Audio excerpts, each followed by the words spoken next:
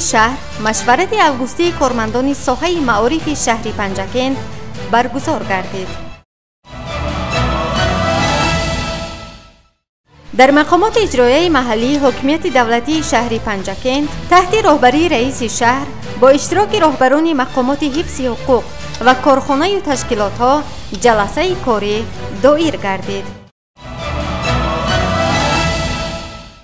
به مناسبت عید کسبی طبیبان، گروه سابقه‌داران ساحه تندرستی عیادت کرده شد.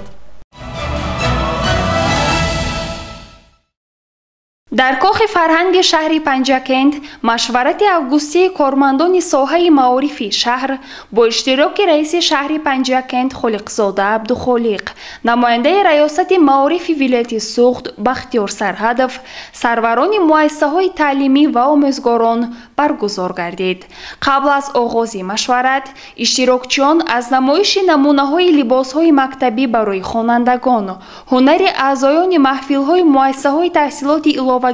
و کودکستان‌ها دیده نمودند. رئیس شهر پنجکند خالقزاده عبدالخالق ضمن بررسی رفت اجرای استراتژی ملی رشد معارف جمهوری تاجیکستان برای دوره تا سال 2003 در مؤسسه‌های تعلیمی شهر پنجکند ذکر نمود که اساسگزار صلح و وحدت ملی پیشوای ملت پرزیدنت جمهوری تاجیکستان محترم امامعلی رحمان معارف را در سیاست اجتماعی حکومت مملکت سمت محوری عنوان کرده از روزهای اول به استقلال رسیدن کشور برای تکمیل و تجدید و راه‌اندازی اصلاحات گسترده ساحه کارهای عظیمی را آغاز بخشیدند و طول این سالها برای تجدید پایگاه مادی تکنیکی ساحه اقدام‌های سازنده آغاز شده. صدها مؤسسه‌های تحصیلات میانه و اساسی، میانه مخصوص و عالی کسبی، کودکستان‌های نو ساخته برنامه‌های هدفناک ساحه راه‌اندازی و مورد عمل قرار گرفتند. تقویت نظام ثمرناک اداره ساحه معارف، تامین دسترسی و اشتراک برابر در همه زینه‌های تحصیلات برای همه در تمام طول حیات، بلند برداشتن صفت و اهمیت ساحه معارف در همه سطح‌ها و تقویت نظام ثمرناک اداره ساحه معارف همچون مقصد و وظیفه استراتژی مذکور معین شده است و آنها در زمینه قانون‌های جمهوری تاجیکستان در ساحه معارف، تعلیم و تربیت تا مکتبی، تحصیلات ابتدایی کسبی، میانه کسبی، عالی کسبی و تحصیلات کسبی بعد از مؤسسه‌های عالی تعلیمی، تحصیلات علاوگی، تحصیلات کلانسالان، تیار نمودن متخصصان با نظرداشت طلبات بازار مهنت، پارک تکنولوژی که حالا نظام تعلیم و تربیت را در مملکت به تنظیم می‌دارند، به عمل برآورده می‌شوند. مقامات اجرایی محلی حکومت دولتی شهر پنجکند برای در عمل تطبیق نمودن هدف‌هایی که در استراتژی نام برده معین شدند، دوام سالهای آخر با استفاده از همه امکانیت‌های دسترس جهت تامین مولوی رشد معارف، مستحکم نمودن پایگاه مادی تکنیکی آن کارهای زیاده را به جا آورد. در این روند در شهر پنجکند با سرمایه گذاری از منبع‌های گوناگون، دوام 33 سال صاحب استقلالی تاجیکستان، 47 بنای نوی مؤسسه‌های تعلیمی که از آن 45 عدد مؤسسه تحصیلات عمومی، 2 عدد مؤسسه تحصیلات تا مکتبی و 82 صنفخانه‌های علاوگی با 9883 جای نشست می باشند ساخته شده است. این مؤسسه ها با خرج میلیون ها سامانی از بودجت شهر و ولایت، مبلغ اهالی، طریق حشر و با دستگیری صاحبکاران و سخاوتمندان در همکاری با مقامات اجرایی محلی حکومت دولتی شهر پنجکند بنیاد گردیدند. باعث خوشنودی است که سالهای آخر ساختمان صنفخانه‌های علاوگی در نزد مؤسسه‌های تعلیمی شهر و دهات با تشبث اهالی، صاحبکاران و شخصان سخاوت پیشه از طریق حشر افزایش یافته، آنها تدریجاً با تجهیزات معاصر تعلیم و تدریس تأمین کرده می‌شوند. در 3 سال آخر در شهر و دهات پنجکند 7 بنای نوی تعلیمی از جمله مؤسسه‌های تحصیلات میانه عمومی رقم‌های 47113، مؤسسه تحصیلات عمومی اساسی 49 و مکتب‌های نو در محله فوشون جماعت دهات یاری و دهه باستانده جماعت دهات سرعزم ساخته به استفاده داده شدند. имсол соли нави таҳсилро хонандагон дар муассисаи таҳсилоти миёнаи умумии рақами 69 деҳаи дашти ҷамоати деҳоти Суйҷина ва муассисаи таҳсилоти миёнаи умумии рақами 55 деҳаи Абдусамади ҷамоати деҳоти Саразм дар биноҳои нави барҳаво ки бо дастгирии мақомоти иҷроии маҳаллии ҳокимияти давлатии шаҳр саҳмгузории сокинон бунёд намуданд, пешвоз мегиранд. ҳамчунин соли таҳсили ҷорӣ дар назди муассисаҳои таҳсилоти миёнаи умумии рақами 42 деҳаи Мазор ва 82 деҳаи Баҳори ҷамоати деҳоти Лоиқшералӣ бо иштироки раиси вилояти Суғд Раҷаббой Аҳмадзода варзишгоҳ ва тамрингоҳ бо таҷҳизоти варзишӣ мавриди истифода қарор дода шуд. Дар ин давра дар маҷмӯъ дар назди муассисаҳои таълимӣ 41 синфхонаи иловагӣ сохта, ҳоло бо сохтмони 148 синфхона бо маблағгузории бюҷети вилоят дар деҳаи боғчаи ҷамоати деҳоти Шинг ва дар деҳаи порвени ҷамоати деҳоти Вору ки бар асари сел корношоям гашта буд, дар маҳаллаи Косатароши кӯҳнаи ҷамоати деҳоти Косатарош сохтмони бинои нави мактабҳо идома дорад. ҳамчунин ҳоло барои бунёди бинои нави муассисаи таҳсилоти миёнаи умумии рақами 13 деҳаи Некнот ки аз офати табиӣ хисороти ҷиддӣ дидааст, корҳои омодагӣ оғоз шудааст. баъди муддати тӯлонӣ мо имкон пайдо намудем ки барои ба охир расонидани қисмати нотамоми муассисаи таҳсилоти миёнаи умумии рақами 31 деҳаи озодагон корҳои сохтмониро оғоз намоем ва он имсол ба истифода дода хоҳад шуд. зимнан бунёди иншоот ва воситаҳои таълимии бехатар, инфрасохтори ба офатҳои табиӣ тобовари муассисаҳои таълимӣ яке аз масъалаҳоест ки дар стратегияи номбурда зикр шудааст ва он муносибати ҷиддиро ба бунёди муассисаҳои таълимӣ тақозо менамояд. мақомоти иҷроии маҳаллии ҳокимияти давлатии шаҳр соли таҳсили ҷорӣ барои муассисаҳои таълимӣ 2553 маҷмӯъ мизу курсии талабагӣ харидорӣ намуд ва ҳоло муассисаҳои таҳсилоти умумӣ бо мизу курсӣ таъмин ҳастанд. мардуми соҳибмаърифат ва гавҳаршиноси мо эҳтироми муаллимро ҳамеша пос медоранд ва ба заҳмати беандозаи ӯ дар ҷодаи таълиму тарбияи насли наврасу ҷавони ватани азизамон сазовор арҷ мегузоранд. тавре президенти ҷумҳурии Тоҷикистон муҳтарам Эмомалӣ Раҳмон таъкид карданд, омӯзгорон гурӯҳи пурнуфузе мебошанд ки рисолати мафкурасозии миллат ва ҷомеа бо саводу соҳибмаърифат гардонидани наслҳои наврас ва барои кишвар ба камол расонидани кадрҳои ояндасоз ба дӯши онҳо вогузор шудааст. соли таҳсили 2023-2024 синфи 11-ро 3325 ва синфи 9-ро 5506 нафар хатм намуданд ва аз ин шумора 2892 нафар баъди хатми синфи 11 ва 510 нафар баъди хатми синфи 9 барои қабул ба муассисаҳои олӣ ва миёнаи касбӣ ба маркази миллии тести ҳуҷҷат супориданд ки ин баробари 92% хатм кунандагон ва ё нисбат ба соли гузашта 43% бештар мебошад. ҳамчунин аз ҷумлаи довталабоне ки дар даври асосӣ комёб нашуданд 834 нафар барои тақсимоти такрорӣ ба қайд гирифта шуданд. боиси қайд аст ки дар байни довталабони имсола шумораи духтарон нисбат ба писарон зиёдтар мебошад. қонуни ҷумҳурии Тоҷикистон дар бораи масъулият дар таълиму тарбияи фарзанд ки бо ташаббуси президенти ҷумҳурии Тоҷикистон муҳтарам Эмомалӣ Раҳмон дар тарҳи нав қабул карда шуд, дар пешрафти таълиму тарбия, густариши ҳамкории волидон бо мактаб, беҳтар намудани фаъолияти кумитаҳои падару модарон мусоидат намуд. далелҳои пешрафт дар ин бобат хеле зиёданд, вале баробари ин дар самти амалишавии қонуни мазкур камбудиҳо низ ҷой доранд.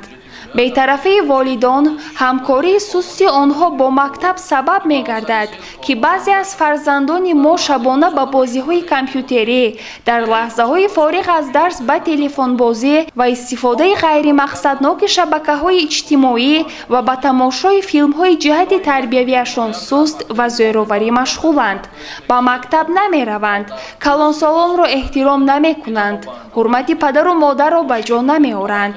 дар ниҳоят ҳамин падидаҳои номатлуб сабаб мегарданд ки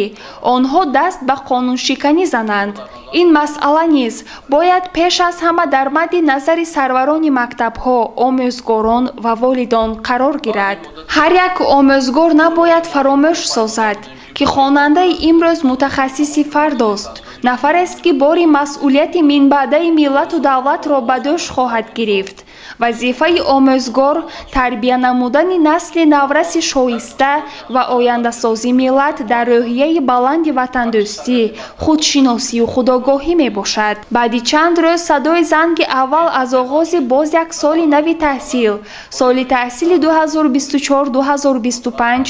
соле ки дар он моро рӯйдодҳои муҳими сиёсӣ интизоранд ва марҳилаи муҳими омодагӣ ба 35-солагии истиқлоли давлатии Тоҷикистон аст, мужда мерасонад. бигзор соли нави таҳсил соли комёбиҳо ва дастовардҳои тоза дар соҳаи таълиму тарбияи насли ояндасозии ватан гардад. дар идома таваҷҷӯҳи роҳбарияти шӯъбаи маъриф, сарварони муассисаҳои таълимӣ, омӯзгорон ба баландбардоштани сифати таълиму тарбия, назорати пайваста ба раванди таълим, дарёфти соҳибистеъдодҳо ва таъмини иштироки шумораи бештари хонандагон дар озмуну олимпиадаҳои ҷумҳуриявӣ, иҷрои муқаррароти қонун дар бораи масъулият барои таълиму тарбияи фарзанд, омодагӣ ба мавсими зимистон ва дигар масъалаҳои муҳими соҳа ҷалб карда шуд. дар машварат ҳамчунин намояндаи раёсати маорифи вилояти Суғд Бахтиёр Сарҳадов ва прокурори шаҳри Панҷакент мушовири адлияи дараҷаи якум Искандар Раҳматзода вобаста ба дастовардҳо ва мушкилиҳои ҷойдошта дар соҳаи маорифи шаҳри Панҷакент суханронӣ намуданд. дар идомаи машварат ба як гурӯҳ кормандони соҳаи маориф, нишони аълочии маориф ва илми ҷумҳурии Тоҷикистон, ифтихорнома ва сипосномаи вазорати маориф ва илм, раёсати маорифи вилояти Суғд, мақомоти иҷроии маҳаллии ҳокимияти давлатии шаҳр тақдим карда шуда, барномаи ҷолиби ҳунарӣ пешкаш гардид. гузориши Сабрина Акрам ва Шоҳусайн Солеҳов ва Зархуни Неъматулло.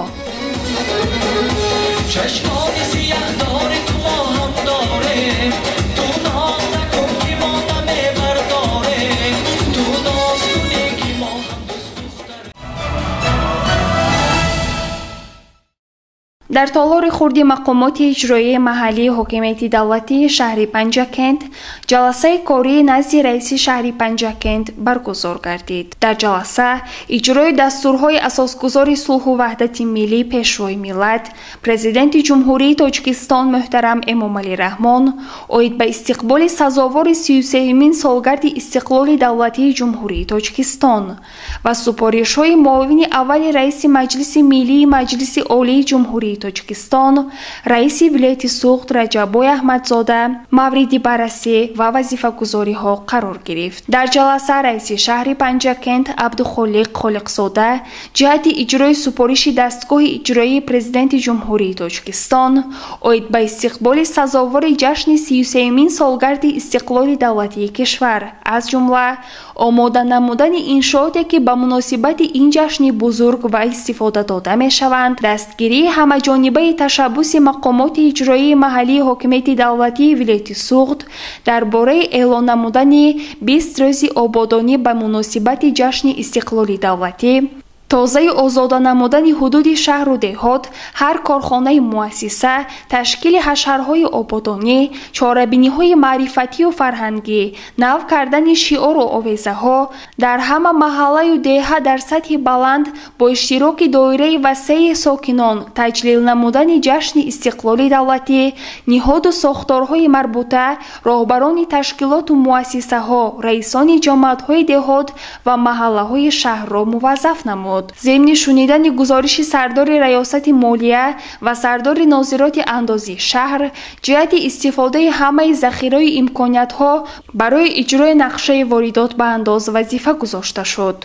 در جلسه همچنین گزارش کمیسر حربی شهر درباره رفت آمادگی به دعوت تیرماهی جوانان به خدمت حربی شنیده شده. با کمیسیه شهری دعوت به خدمت حربی رئیسان جماعت‌های دهات و محله‌های شهر برای برای ادامه کارهای آمادگی توسعه کارهای ترغیباتی با جوانان سین دعوتی و والدان آنها دستور داده شد. جلسه را رئیس شهر پنجکند جنببست نموده از رهبران تمام کارخانه و تشکیلات ها دعوت به عمل آورد وظیفه و سپارش ها را با درک بلند مسئولیت در مهلت معین گردیده اجرا نمایند.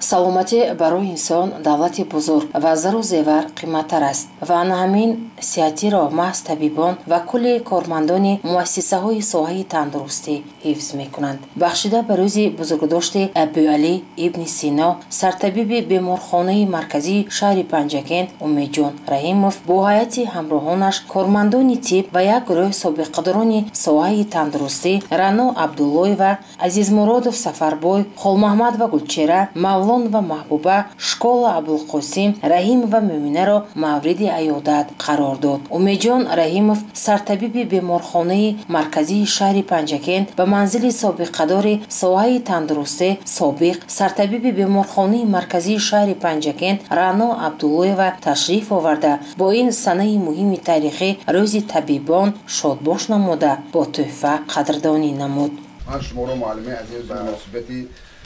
روز تولد شیخ رئیس ابوعلی ابن سینا یعنی که 8 آگوست این در تمام قلمرو جمهوری این و روز کارمندان ساحه تندرستی شما را همچون سابقه‌دار این ساحه تبریک و تهنیت گفته به شما همه وقت در دربار پروردگار خواهان آن هستم که سلامت و سعادتمند و همه وقت همین خیلی خصوصی بودید خصوصا و در لبتون تبسم بود تو رو تبریک می‌کنم معلم عزیز.